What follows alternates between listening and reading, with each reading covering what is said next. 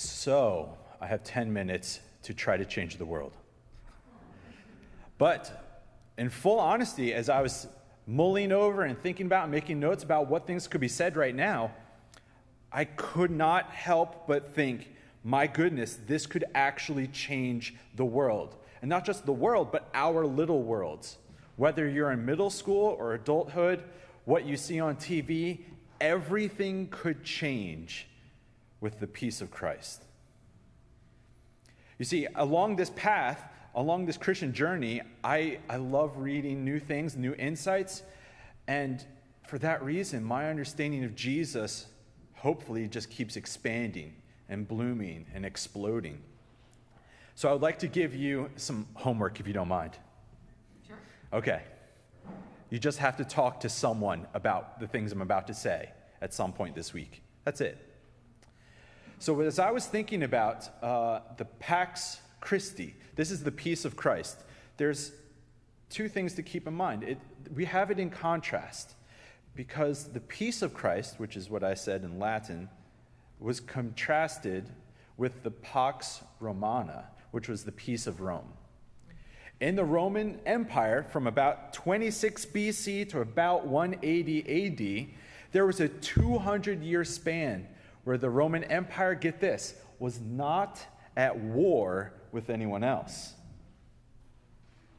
But there were civil wars and revolts happening all the time.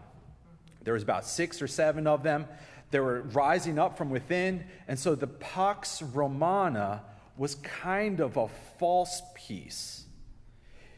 Yes, they were not at war with other countries, kind of because they were the big bully of the day, but within they had civil war after civil war, little faction against little faction. Try to imagine what that could be like today. But the peace of Christ is different. There's big four things to keep in mind. There's something within the human psyche, something within us. You could call it sin, sure. But all of us have a desire to want to shame other people. There's some inclination within us to go around and not just tell people that they've done wrong, which would be guilt, but to say, you are wrong, and that'd be shame. There's something within us that wants to exclude other people, right? Whether you're in middle school drama or adulthood drama, there's a tendency within all of us to scapegoat, to throw blame on someone else and say it's all your fault when it's not really their fault. And then there's a tendency within the human heart to want to sacrifice other people for our agenda. Now, all four of those things were tools of the Roman Empire to shame and to exclude, to scapegoat, and to sacrifice others for the cause of Rome. But there's something that happens with the story of Jesus that's like a little, let's say, a gospel kernel that's hidden in the story of Jesus. Because Jesus was shamed and excluded and scapegoated and sacrificed for the agendas of other people, right? But here's the part that could change the world. Jesus came back on the scene and says, peace be with you. And instead of doing shaming and excluding and scapegoating and sacrificing, he chooses to heal, to include, to forgive, and to bless. The Pax Christi is completely different than anything else we've ever seen. And in some ways, Jesus became the shamed, the excluded, the scapegoated, and the sacrificed to expose the lie of the machine that loves to shame and to exclude and to scapegoat and to sacrifice, so that we, the Christ community, never deliberately give into shaming or excluding or scapegoating or sacrifices. The Pax Christi, the peace of Christ, is the peace of the Christian community.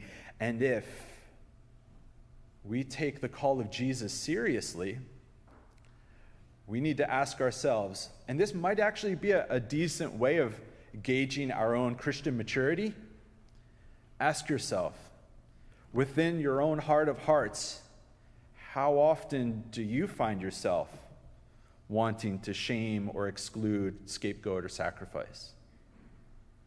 Because that's actually quite the opposite of the peace of Christ. So let's just do a thought experiment, just for a brief moment. Just imagine the world that could be. Yes, we live in the already, but the not yet. But what would happen if the entire world deliberately chose to say, we will never give in to shaming, excluding, scapegoating, or sacrifices again? Because God said, I will be the last one to experience those things so that no one else ever has to again. And that's a gospel kernel that in some sense has been like before our eyes our entire lives. For those of you who are present or at home, as I look at the cameras, how often have you heard the Christian story or read it or known the story of the crucifixion and the resurrection of Jesus, yet this little gospel kernel slipped by you? All of us are on a lifelong journey of always discovering more about the Christian story. All of us are on this lifelong journey of having our heart expanded so that we, our very selves, can become the embodiment of the peace of Christ, so that we in our very own selves become people that walk around. And this is an invitation.